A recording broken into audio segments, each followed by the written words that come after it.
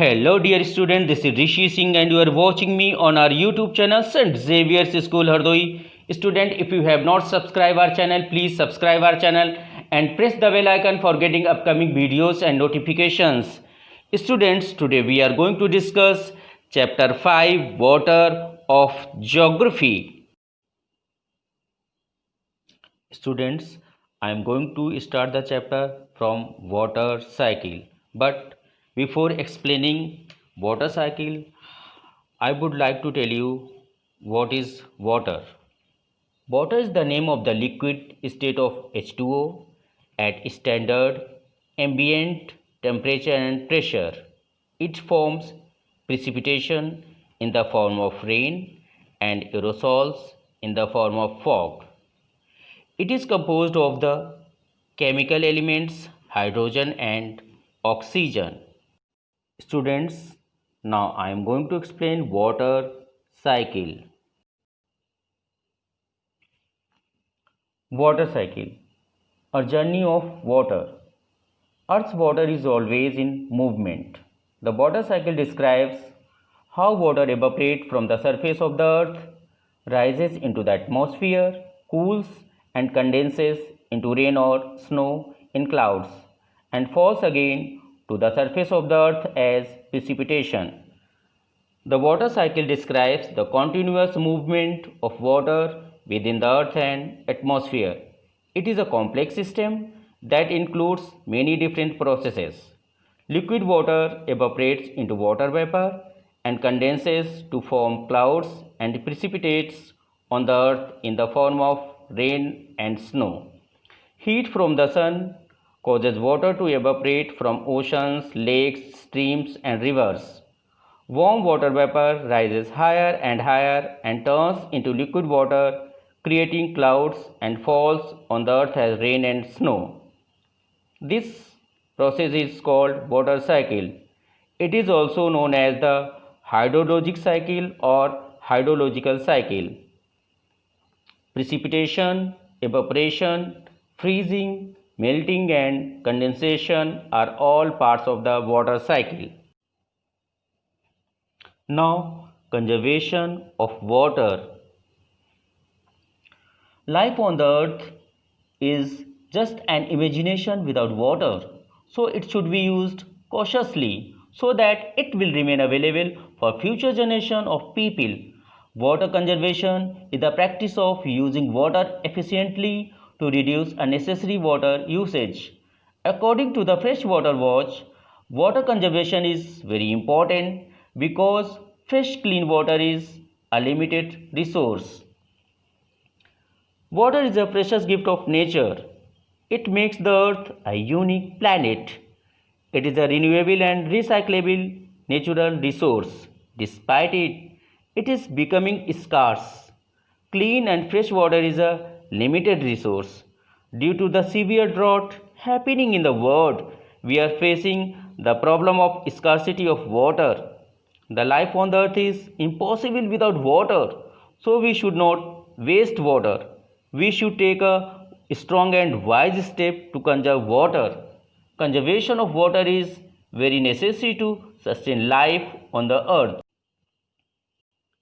Ways to conserve water.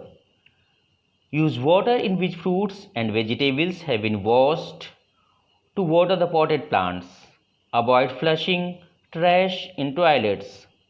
Use a bucket for watering plants. Make rainwater harvesting compulsory.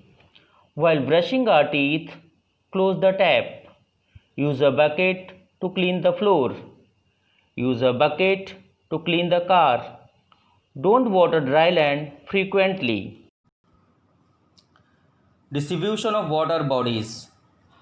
Our Earth is also called the watery planet. It is because 71% of the Earth's surface is covered with water and only 29% is the land area. The water is found in oceans, seas, lakes, rivers, etc. Only 3% water is fit for human consumption, which is found in lakes, rivers, groundwater, etc. 97% of the water on the earth is saline water. It is found in oceans and seas. It is not fit for human consumption. Out of the 3% of fresh water, 2% is in the form of ice caps and glaciers, and only 1% is available in the form of surface water. Now, kinds of oceans.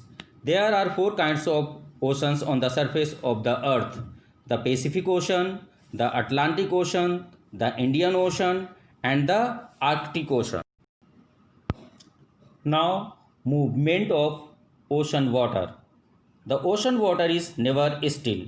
It always keeps on moving. Its movement can be divided into 3 parts: waves, tides, and currents.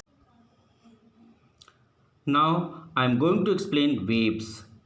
Waves are one of the most beautiful and awe-inspiring natural phenomena.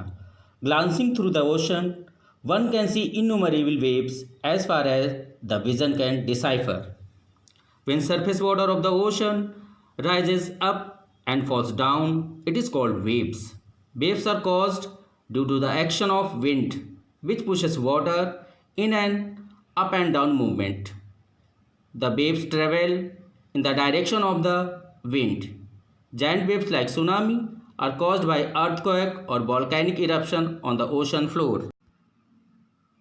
Now I am going to explain tides. Tides are very long period waves that move through the oceans.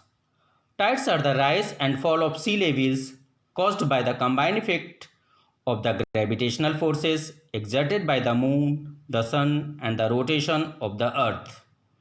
The gravitational attraction of the moon causes the ocean to bulge out in the direction of the moon, while both the moon and the sun influence the ocean tides. Moon plays the biggest role in tides because the moon is so much closer to our planet than the sun. Now I am going to explain ocean currents. An ocean current is a continuous directed movement of seawater generated by a number of forces acting upon the water. The forces which acts upon the water are wind, the Coriolis effect, breaking waves, etc. In another way, we can say that the term current describes the motion of the ocean. Ocean currents are driven by wind, water density differences, and tides.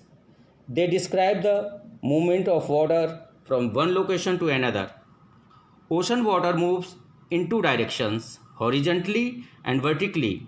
Horizontal movements are referred to as currents, while vertical changes are called upwelling or downwellings.